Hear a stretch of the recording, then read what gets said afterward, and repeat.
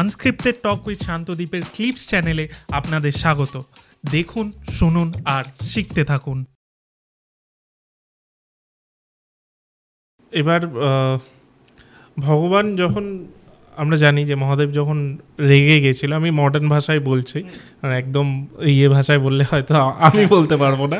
তো ভগবান যখন রেগে গেছিল যে সতী যখন মারা যায়, তো তারপর তাকে নিয়ে সেই রুদ্ররূপ, তারপর ভগবান বিষ্ণু তার চক্র দিয়ে তার বডিগুলোকে খণ্ড করে দেয়।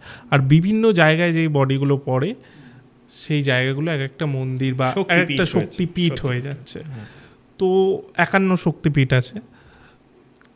আমি 51 শক্তিপীঠে যাব, কিন্তু তার আগে জিজ্ঞেস করি, দেবতারা বা ভগবান কেন এই জায়গাগুলোকেই বেছে নিয়েছে? এইটা একটা খুব বড় প্রশ্ন। এই রিলেটেড দুটো প্রশ্ন আসে, যে কেন ভারত ভূমিতেই শক্তিপীঠগুলো হলো, আর কেন সব অবতাররা খালি ভারতেই জন্মায়। এই প্রশ্নটা কিন্তু খুব আসে।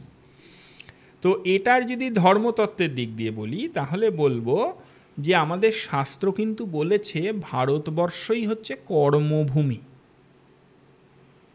ভারতের যে ডেফিনিশন দিয়েছে, যে উত্তরম যৎ সমুদ্রস্য হিমাদ্রশ্চৈব দক্ষিণম বর্ষম তদ ভারতম নামা ভারতী যত্র সন্ততি। তো এই যে ডেফিনিশন ভারতবর্ষে দিচ্ছেন, ভারত হচ্ছে, আমাদের পুরাণ বলে ভারত হচ্ছে কর্মভূমি। তো এই কর্মভূমিতেই তো দেবতা তার সব কিছু ছড়িয়ে রাখবেন। আমাদের পুরাণ এরকমও বলে যে দেবতারাও চান যে ভারতবর্ষে যদি তারা কোনো অবতার গ্রহণ বা দেহ ধারণ করতে পারেন, কারণ স্বর্গলোকে কিন্তু সাধনা করার কোনো রাস্তা নেই। ফলে তাকে স্থূল দেহ ধারণ যদি ভারত ভূমিতে করতে পারেন, তবে কিন্তু এই সনাতন ধর্মের বিধিবৎ তিনি সাধনা করতে পারবেন। সেই জন্যে সমস্ত কিছু, ঈশ্বর তো আলটিমেটলি রাস্তা দেখানোর জন্যই আছেন। ক্ষেত্রগুলোও তো ওই যে পয়েন্টগুলো, এই যে শক্তিপীঠগুলো, সেগুলোও তো সাধনার জন্যই আছে। তো সেই জন্যে তা কর্মভূমিতেই আছে। 51 শক্তিপীঠ, সেটা নিয়ে কিছু বলবেন? শক্তিপীঠ ব্যাপারটা মানে কি বলবো, এই যে ভগবতীর মানে সতীর দেহখণ্ড ভগবান বিষ্ণুর চক্র দ্বারা খণ্ডিত হয়ে 51টি স্থানে পড়ল। তো এই যে 51টি স্থানে পড়ল, যা কথা সেই কথা অনুযায়ী 51টি স্থানে পড়ে তা শিলীভূত হয়েছে, অর্থাৎ শিলাতে রূপান্তরিত হয়েছে। কিছু কিছু ক্ষেত্রে আমরা সেই শিলাখণ্ড দেখতে পাই, কিছু কিছু ক্ষেত্রে পাই না।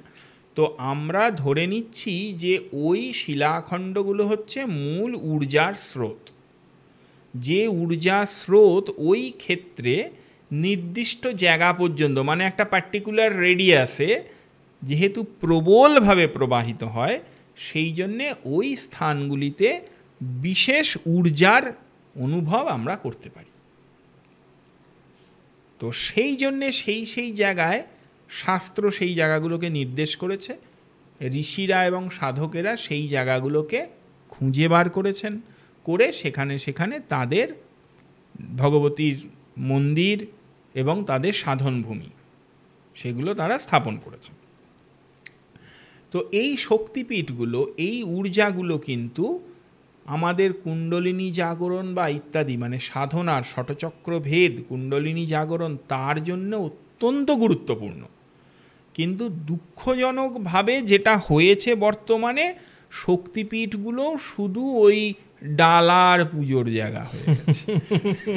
কিন্তু এইটার জন্যে কিন্তু এটা নয়। এটা কিন্তু আসলে এই শক্তিপীঠের ঊর্জা আমাকে প্রথম ধাক্কাটা দিতে পারে। ওই যে দৌড়াতে গেলে ওই যে পায়ের তলায় ওই একটা স্প্রিন্টারটা প্রথম ধাক্কা দেবে, এই ধাক্কাটা দেবে ওই ক্ষেত্রের ওই ঊর্জা স্রোত। এখনও প্রবাহিত হচ্ছে তা, ওই ঊর্জা স্রোত ওই ধাক্কাটা আমায় দেবে, যেটা আমাকে তুলে দেবে এই জাগতিক জগৎ থেকে। কিন্তু তার কোথাও, ওই যে বললাম, সবই তো ডালা পেঁড়া ফুল আছে, ঠিক আছে, এগুলোরও প্রয়োজন আছে মানুষের সবই, কিন্তু শুধু এটাই নয়। কিন্তু এখন যেন দেখলে মনে হচ্ছে সবটা শুধুই এটা, সেইটা হচ্ছে গন্ডগোল। এরকমই বিভিন্ন আরও ক্লিপস পাওয়ার জন্য, আরও বিষয়ে জানার জন্য আমাদের এই চ্যানেল ইউটিএস ক্লিপসকে অবশ্যই সাবস্ক্রাইব করুন।